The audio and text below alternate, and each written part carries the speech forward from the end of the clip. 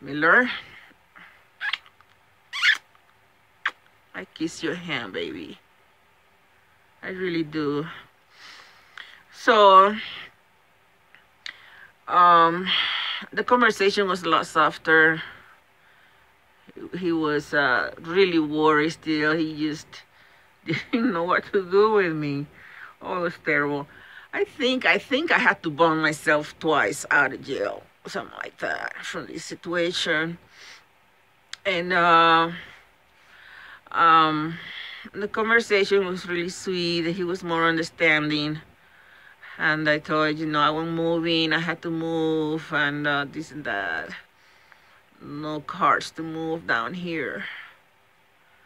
None at all. Oh, because of Mr. Arias, I had to break my back probably many times. Not break my back, but just suffer injuries moving stuff. I found little help here and there, not very much help. And it was cold too. It was winter. Oh my God. I think it was ending of, yeah, it was February. It's still winter up there. So I moved into an older house, which was never like my little doll house that Mr. Arias promised me. Anyway, what else can I say? I do believe that that home was for me. I do. There's something about it. It's just like I still there. I still in that corner. I still in my little doll house. Promised.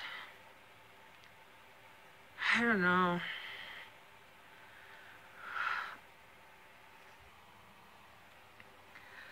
I had so many citations that I went to the next citation and they were like two together, two citations that because I got stopped and thrown in jail for the third time.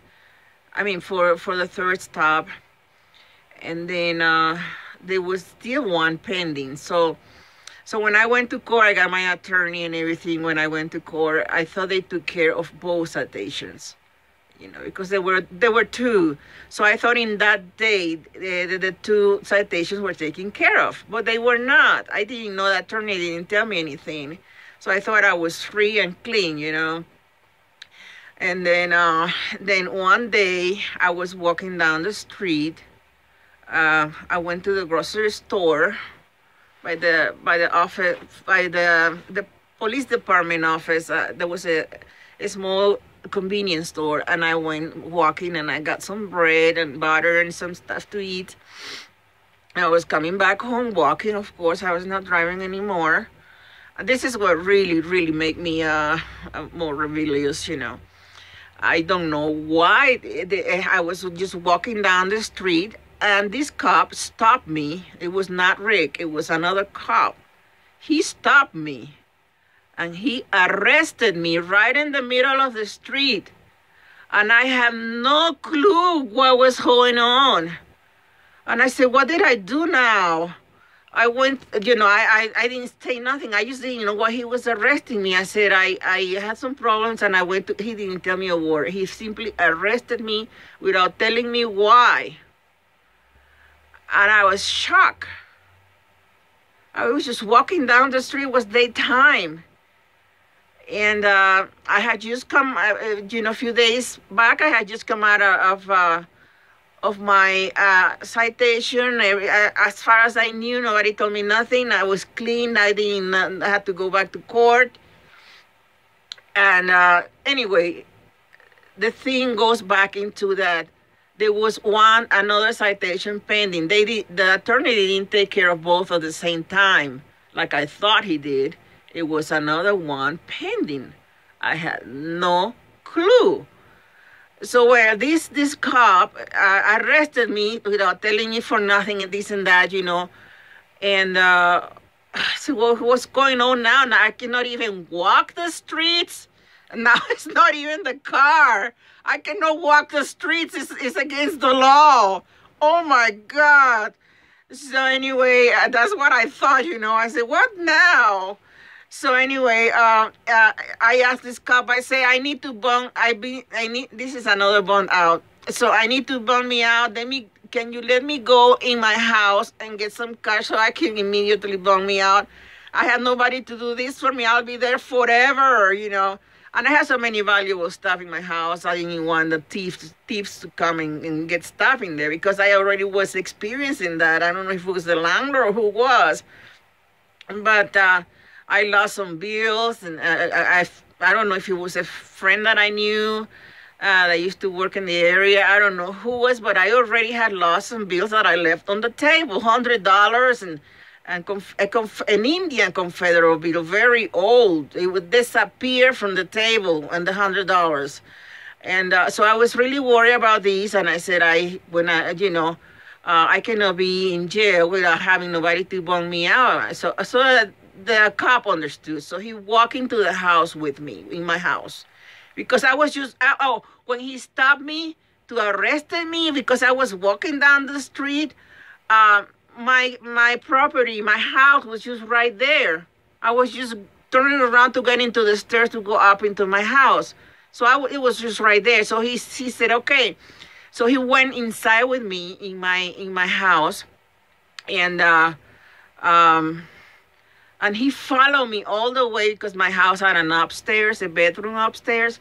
So he followed me all the way upstairs so I can get some cash. I think I got out like $500 or $1,000 out of my cash that I had in there. And he saw the baul, he saw the trunk full of Confederate bills, money. He saw that there was a lot of cash in there. And he didn't make any comment. He was just really pleasant to look at my bedroom and my valuables and my bank. It was so I took the money and we went out, and he took me to jail, arrested me, and I bonded myself out. I told them that I didn't know I had another citation. I thought they were both of them were taken care in one per sentence to court.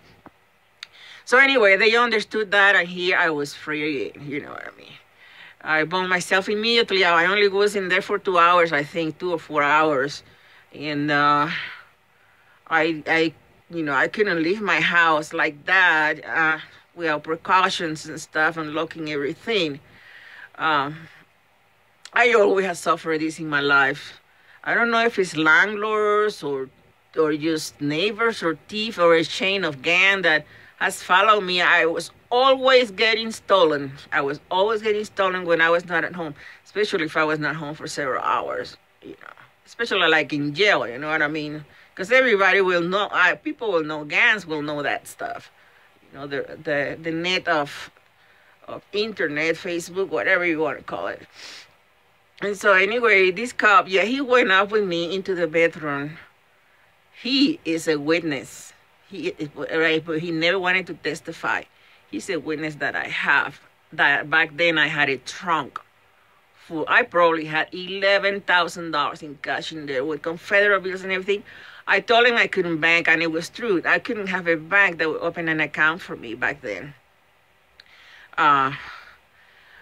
So my savings were in there. And that was money that my brother left me. That was money that my brother left me. And he was giving me like several thousands of dollars at the time. We were going to purchase a home. Anyway, this is the other story. And that was not Miller. I don't even know the name of this cop. I remember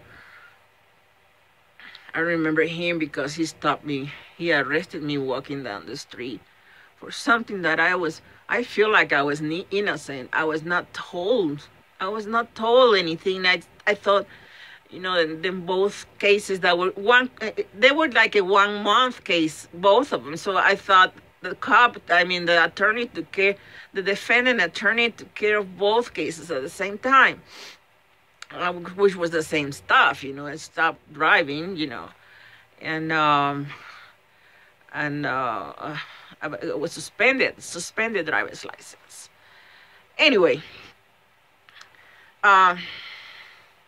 all this happening up there. I gotta stop here because it's getting too long here. Let's stay.